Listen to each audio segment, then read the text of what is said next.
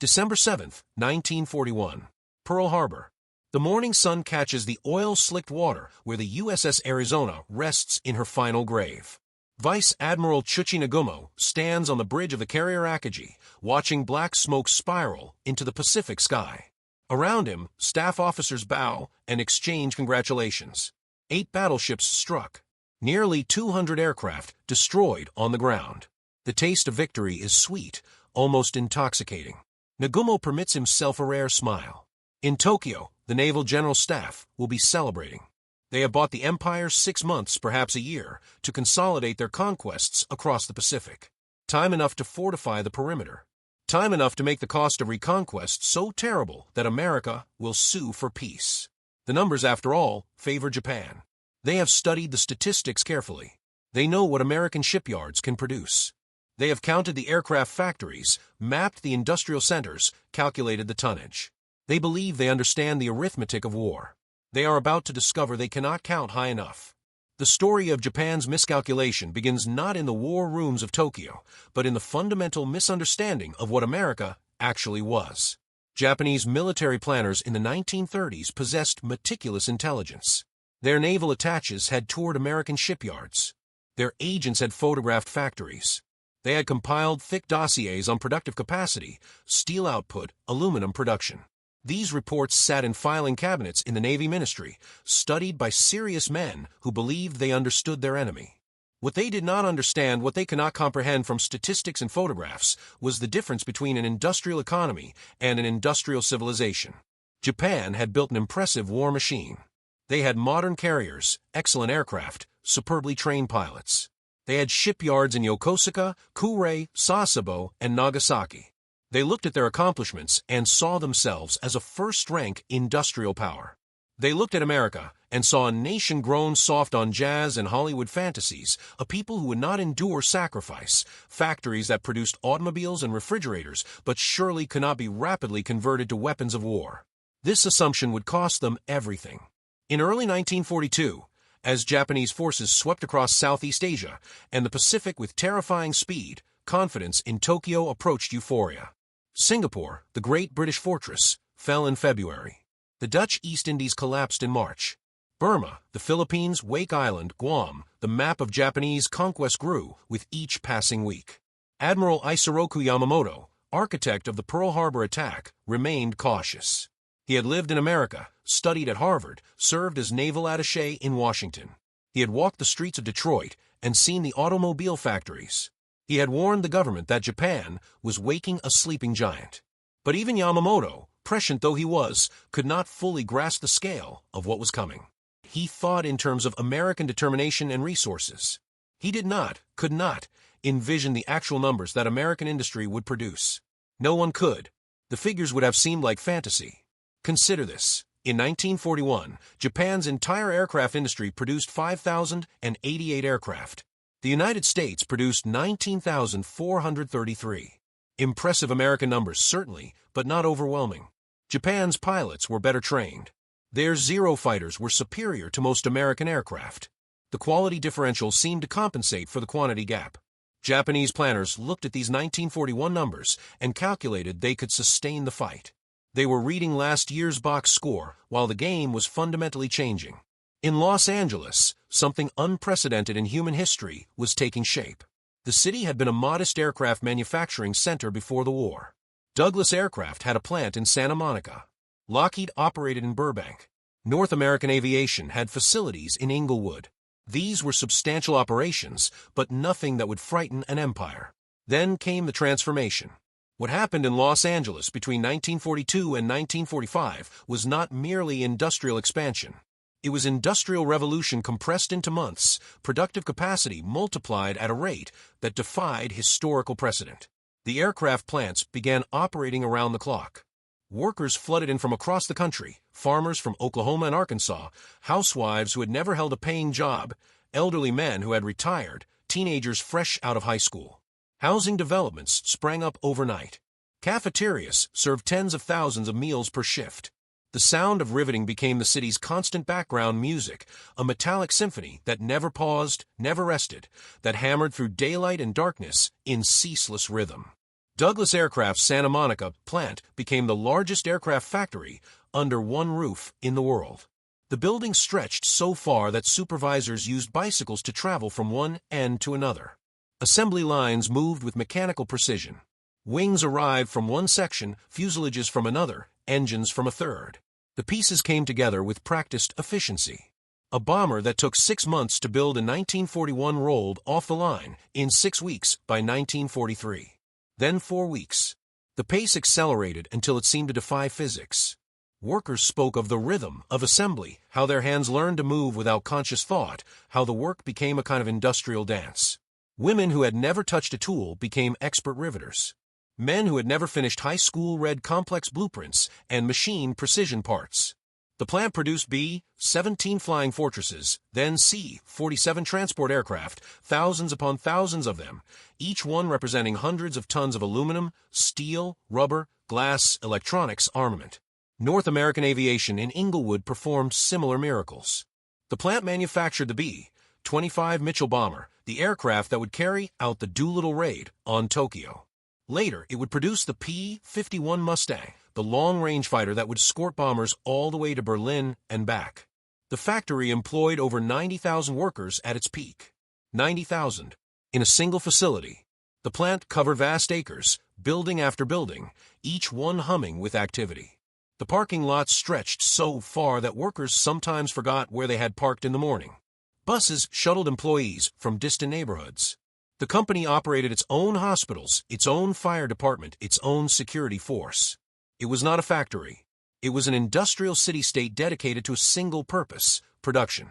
Lockheed in Burbank manufactured the P-38 Lightning, the twin-engine fighter that would dominate Pacific skies. The factory hid beneath an enormous camouflage net, hundreds of acres of netting and painted canvas designed to make the facility invisible from the air. Beneath this artificial landscape, shift after shift of workers assembled aircraft with meticulous care. The P-38 was a complex machine, difficult to build, demanding in its tolerances. Lockheed built them anyway, thousands of them, each one a marvel of engineering and craftsmanship. Test pilots flew the completed aircraft straight from the Burbank airfield, climbing into California skies before heading to ports for shipment to combat zones around the world. By 1943, Los Angeles County alone was producing more aircraft than the entire Japanese Empire. Not just more, vastly more, overwhelmingly more. The numbers approached the absurd. Where Japan produced 16,693 aircraft in 1943, Los Angeles County produced approximately 23,000. One American metropolitan area outproduced an entire Asian empire. Japanese intelligence officers receiving these reports from their remaining agents in neutral countries must have stared at the figures in disbelief. They checked their calculations. They assumed translation errors. They searched for alternative explanations. The numbers could not possibly be correct. Yet they were correct. Undeniably, brutally correct. And Los Angeles represented only a fraction of American production. There was Detroit, its automobile factories converted to tank and aircraft engine production. There was Seattle, where Boeing built the B-17 and B-29 bombers. There was Wichita, Kansas, where Boeing's second facility produced B-29s in quantities that would have seemed impossible years earlier. There was Connecticut, manufacturing Corsair fighters and helicopter engines. There was Texas, New York, Michigan, Ohio, Indiana, entire continental nation transformed into an arsenal. The numbers accumulated into mountains of statistics that buried any hope of Japanese victory beneath their sheer mass. Consider what Japanese admirals were seeing by 1944. Every carrier they sank was replaced by 2 new American carriers within months. Every aircraft they shot down was replaced by 3 more. Every pilot they killed faced 5 newly trained American aviators.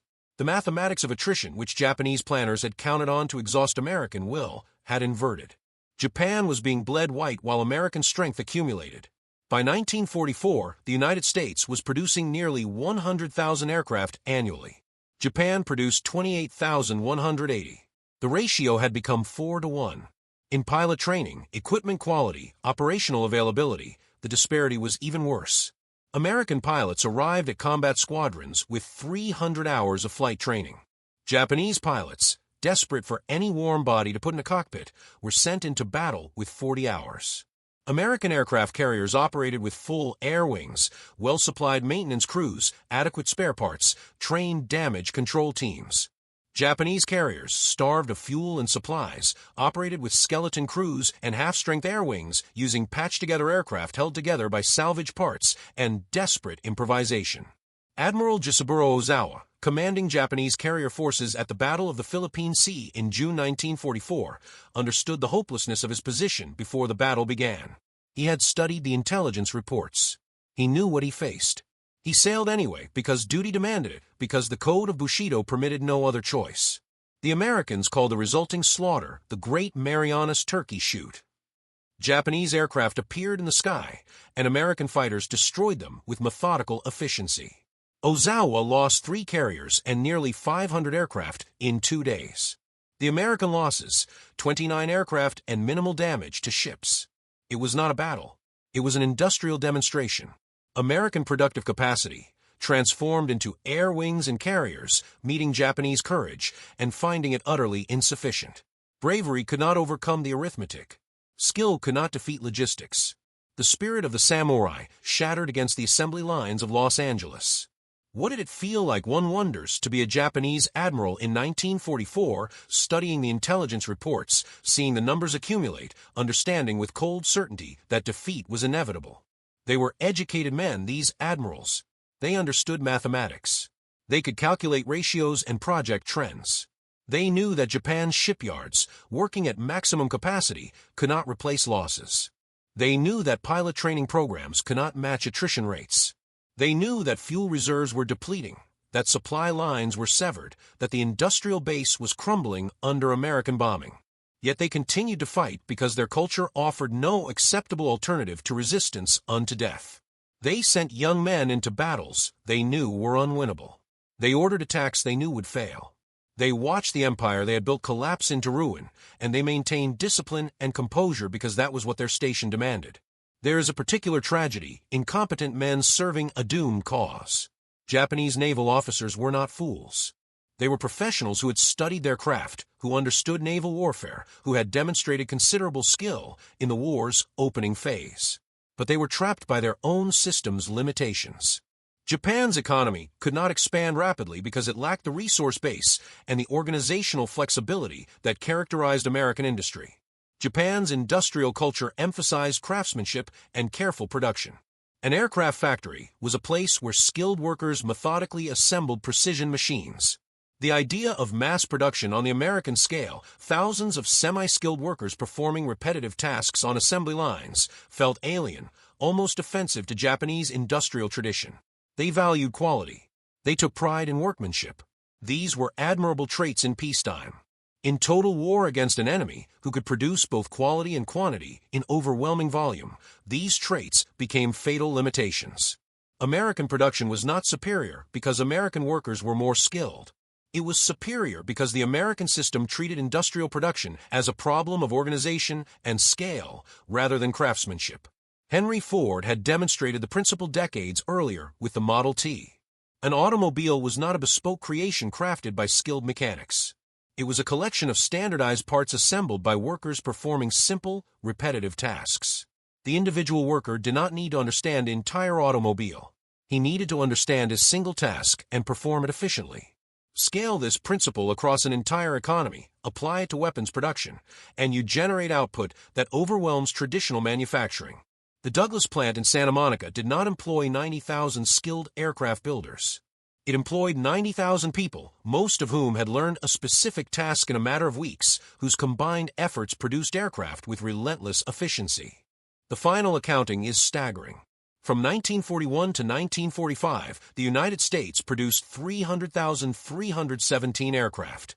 Japan produced 76,320. The American total included 18,500 B, 24 Liberator heavy bombers, a single aircraft type produced in quantities exceeding many nations' entire air forces.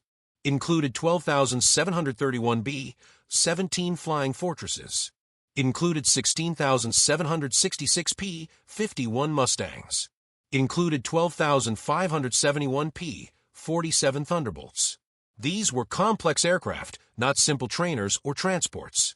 They were frontline combat machines produced in volumes that defied comprehension.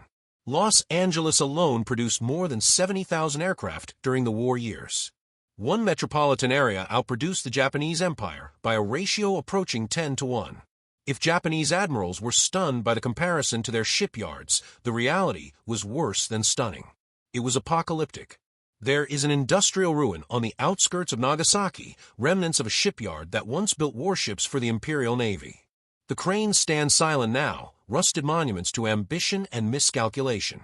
If one walks through the abandoned yards on a quiet morning, when a light catches the empty ways where ships once took shape, one might imagine the workers who labored there, the engineers who drew the plans, the admirals who inspected the vessels and felt pride in Japan's industrial might. They built good ships in that yard. They worked with skill and dedication. They gave their nation everything they could. It was not enough. It could never have been enough. 10,000 miles away, in Southern California, the aircraft factories have mostly vanished. The Douglas plant in Santa Monica is gone, replaced by shopping centers and office buildings. The North American facility in Inglewood has been repurposed. The Lockheed plant in Burbank builds different aircraft now, fewer in number, but vastly more sophisticated. The workers who built the wartime aircraft are mostly gone, too, dead or elderly, their prodigious achievement fading into history. But for a few years in the middle of the 20th century, they performed a miracle of production that changed the course of human history.